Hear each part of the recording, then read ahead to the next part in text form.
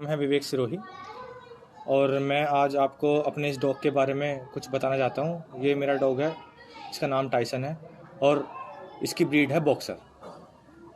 लोग ज़्यादातर परेशान रहते हैं कि हमारे डॉग अपनी पूरा लाइफ स्पैन नहीं जी पाते और क्या नाम है, बीमारी की वजह से या फिर किसी और वजह से उनकी डेथ हो जाती है।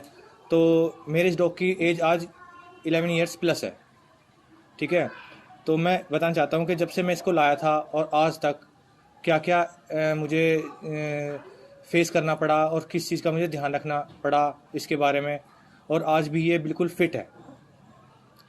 तो दोस्तों मैं बताता हूँ, सबसे पहले हमें जिस चीज़ की ज़रूरत है वो, जब हम एक पपी लाते हैं तो सबसे पहले हमें ज़रूरत पड़ती है एक अच्छे वैक्सीनेशन की। हमें ज़रूरत पड़ती है सबसे अच्छे, जब हम पपी लाते हैं, वैक्सीनेशन की। लोग क्या करते हैं, अच्छा खाना पीना भी देते हैं, सब कुछ देते हैं, लेकिन फिर भी उनके कुत्ते बीमारी की वजह से डेथ हो जाती है। तो सबसे पहले हमें ज़रूरत पड़ती है एक वैक्सीनेशन कंप्लीट हो। जब तक आपका कुत्ते की वैक्सीन कंप्लीट ना हो आपके डॉग की, तो तब तक उसे आप बाहर ना निकालें। ऐसे कहीं बाहर घूमने दें कभी तक, ताकि वो कुछ खाए ना, गंदी चीज़ ना खा ले, क्योंकि छोटे बच्चों को सबसे ज़्यादा पारो वायरस और इन चीज़ों की दिक्कत होती है। फिर दूसरे नंबर पे हम दूसरा पॉइंट जो लेते हैं वो आपका चलता है डाइट का। और डाइट के बारे में बताता हूँ मैं आपको कि क्या देना चाहिए हमें। देखिए, कुछ लोग सिर्फ डॉग फूड पे कुत्ते को रखना चाहते हैं, लेकिन सिर्फ हमें डॉग फूड के साथ साथ और भी चीज़ों की ज़रूरत होती है। साथ में मल्टीविटामिन्स, या आप साथ साथ इसके, जैसे इसके फूड को अच्छा डाइजेस्ट करने के लिए आप दही दे सकते हैं डॉग फूड के साथ, एग्स दे सकते हैं प्रोटीन कंटेंट्स के लिए। वैसे अच्छे डॉग फूड में सब चीज़ हो जाती हैं, लेकिन फिर भी मल्टीविटामिन्स की, कैल्शियम की, आप जैसे जैसे आप एक्सरसाइज देते हैं डॉग को, तो उसके हिसाब से हमें ज़रूरत पड़ती रहती है। तो कुछ वीक्स, जैसे आपने 3 वीक आपने कैल्शियम मल्टीविटामिन चालू करे हैं, उसे 3 वीक फिर बंद करके फिर दोबारा 3 वीक चालू करें, ऐसे लगातार उसकी डाइट में इन्हें रखें। और एक सबसे ज़्यादा ज़रूरत पड़ती है हमें आपके घर में टिक्स के लिए। क्या होता है, जब गर्मियाँ शुरू होती हैं तो डॉग्स को टिक्स हो जाती हैं, और टिक्स की वजह से लोग डॉग्स को हो जाता है टिक्स फीवर। उसमें भी कुत्ते की सारी ग्रोथ जो है वो ख़त्म हो जाती है और वो बीमारी की वजह से फिर मरने के जाते हैं। तो पहले नंबर पे आपको वैक्सीन, दूसरे पे आपको इसकी डाइट, और थर्ड नंबर पे आपको इसके टिक्स फीवर से बचाने के लिए टिक्स का हमेशा, जितनी साल भी आपके पास डॉग है, जब भी टिक्स का सीज़न आए उससे पहले टिक्स के लिए आप कुछ भी कर सकते हैं। इसमें स्प्रे आते हैं कुछ, और क्या नाम है, स्पोटोन वगैरह, बहुत सारी चीज़ें आती हैं। इसका हम अलग से आपको बता देंगे, या फिर आपको यूट्यूब पे आप देखोगे तो आपको मिल जाएगा, सर्च करोगे तो दूसरी तीसरी चीज़ आपकी ये हो गई।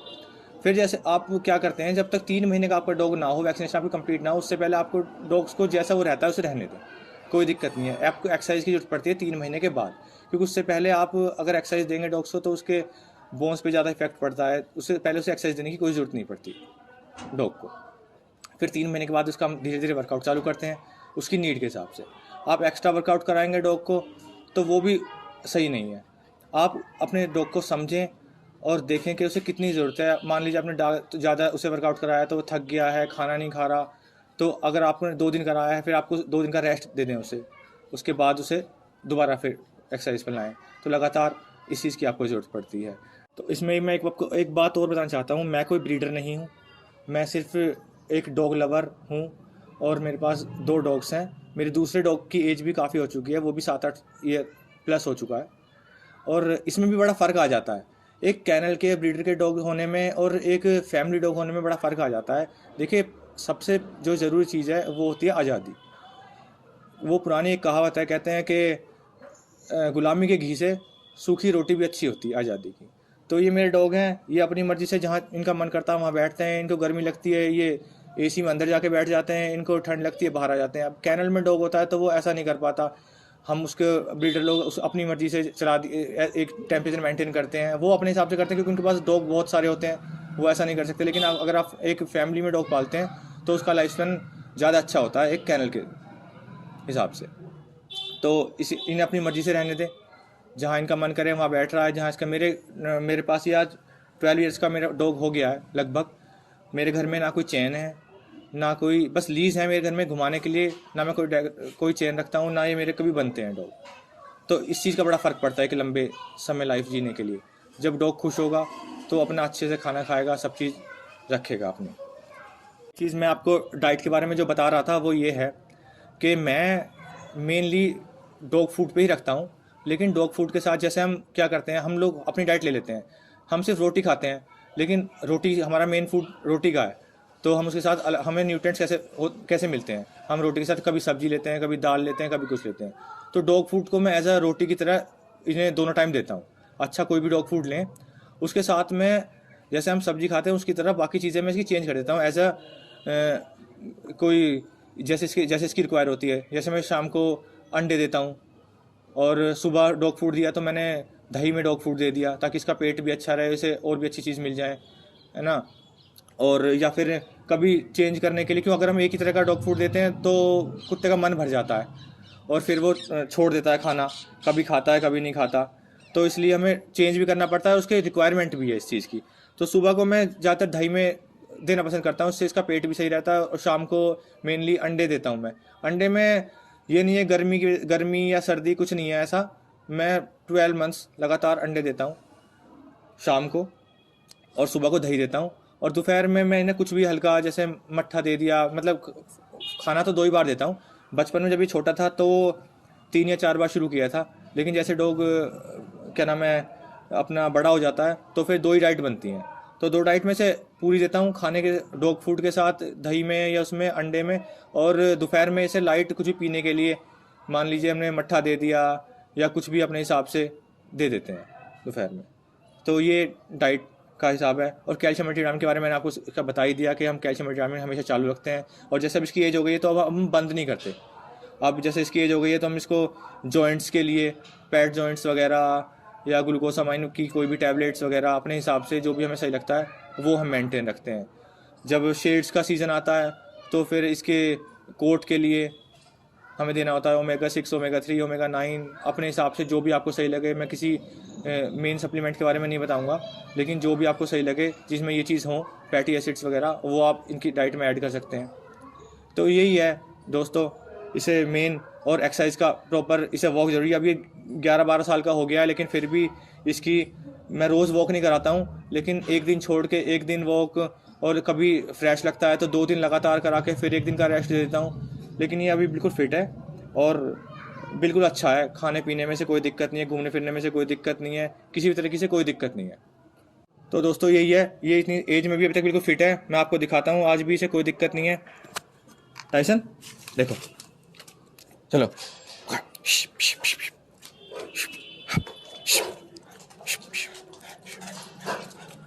फुल एक्टिव है ये, इसे पूरी गार्डिंग करता है, कोई दिक्कत नहीं है इसे। टाइसन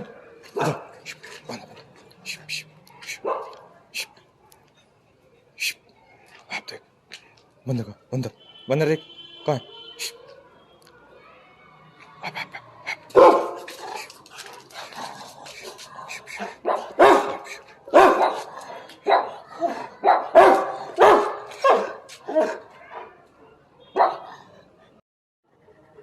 अब देखिए जैसे इसकी इतनी एज हो गई है तो इसके जो ये दांत हैं, टीथ हैं आगे के, ये टूट चुके हैं, सिर्फ 1-2 ही बचे हैं। और जो 1-2 हैं वो भी हिल रहे हैं। लेकिन जैसे इसकी इतने एज में डॉग्स की आई साइड वगैरह वीक हो जाती है, तो इसकी आई साइड वगैरह सब ठीक है, किसी में कोई दिक्कत नहीं है।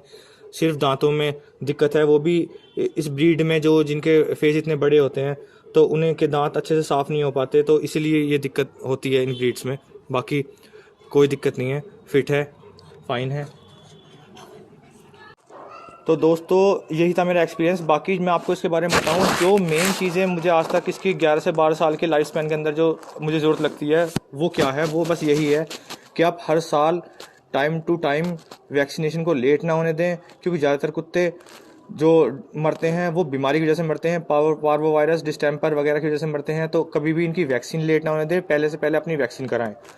दूसरे नंबर पे जो डॉग्स मरते हैं टिक फीवर की वजह से मरते हैं, तो टिक्स का प्रॉपर ध्यान रखें। डाइट बेशक एक बार को कम हो जाए, लेकिन कुत्ते को बीमारी कुछ नहीं होनी चाहिए। तो मेन चीज़ें तो 2 चीज़ ये हैं आपकी। बाकी तीसरी चीज़ मैंने आपको बताई थी, कुत्ते को आप घुमाओ फिराओ, एक्सरसाइज दो, क्योंकि उसका खुश रहना बहुत ज़रूरी है। अगर डॉग खुश होगा, चाहे वो इंसान हो या डॉग हो या कोई भी हो, अगर वो खुश है तो वो अपनी लाइफ अच्छी जिएगा। अगर वो परेशान है, आप उसे बेशक, आप देखिए अगर मेरा ये डॉग कैनल में होता, किसी ब्रीडर के पास होता, तो ये कैनल में होता, बेशक वहाँ पे एसी भी लगे होते हैं, सब चीज़ लगी होती है। लेकिन क्या होता है कि इतने डॉग्स हैं किसी के पास, तो वो रहेगा तो अपनी अपनी उन्हीं के अनुसार ना, बाहर तो ये आ नहीं सकता। अगर क्या होता है कि जब कंपटीशन का कोई टाइम होता है तो ही डॉग्स बाहर निकलते हैं। जैसे किसी के ब्रीडर के पास 10 डॉग हैं तो वो ये नहीं है कि 10 डॉग्स रोज़ की रोज़ एक्सरसाइज करेंगे प्रॉपर, ये करेंगे। कुछ अच्छे ब्रीडर हैं भी जिनके पास बहुत अच्छी जगह है, जो गाँव की साइड रहते हैं, तो वो अपना रहते हैं, वरना जब कंपटीशन टाइम आते हैं तभी डॉग्स की प्रॉपर एक्सरसाइज हो पाती है। तो इसलिए आप घरों में, ऐसा नहीं है कि मेरे पास ही ऐसा इतना लाइफ का डॉग है, घरों में आप जब देखोगे मतलब फैमिली डॉग्स में आपको बहुत ऐसे डॉग्स मिल जाएंगे। उसका सही मेन कारण यही है। और कैनल्स में आपको मिल जाएंगे डॉग, लेकिन बहुत कम ऐसे डॉग मिलेंगे जो अपनी पूरी लाइफ जी पाते हैं। तो यही था दोस्तों जो इसका मेन है, बाकी तो सब मैंने आपको बता ही दिया।